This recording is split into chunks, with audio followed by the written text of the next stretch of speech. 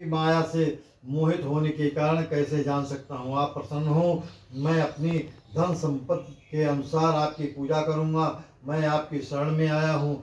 मेरा जो नौका में स्थित पुराना धन था उसकी तथा मेरी रक्षा करें। उस वणिक की भक्त युक्त वाणी सुनकर भगवान जनार्दन संतुष्ट हो गए।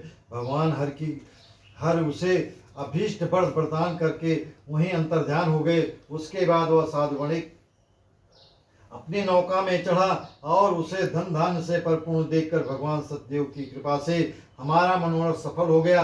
ऐसा कहकर स्वजनों के साथ उसने भगवान की विधिवत पूजा की। भगवान श्री सत्यनारायण की कृपा से वह आनंद से परिपूर्ण हो गया और नाव को प्रयत्न पूर्वक संभाल कर उसने अपने देश के लिए प्रस्थान किया। साधु वणिक ने अपने दामाद से कहा, वह देखो मेरी रत्नपुरी नगरी दिखाई दे रही है। इसके बाद उसने अपने धन के रक्षक दूत को अपने आगमन का समाचार देने के लिए अपनी नगरी में भेजा। तत्पश्चात उस दूत ने नगर में जाकर साथ की भार्या को देख हाथ जोड़कर प्रणाम किया तथा उसने उसके लिए अभीष्ट बात कही।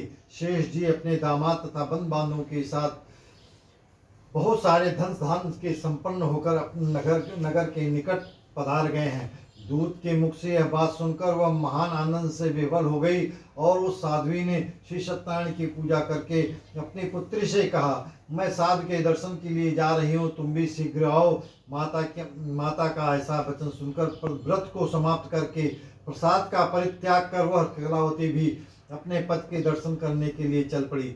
इससे भगवान सत्यनारायण रुष्ट हो गए और उन्होंने उसके पति को तथा नौका को धन के साथ हरण करके जल में डुबो दिया।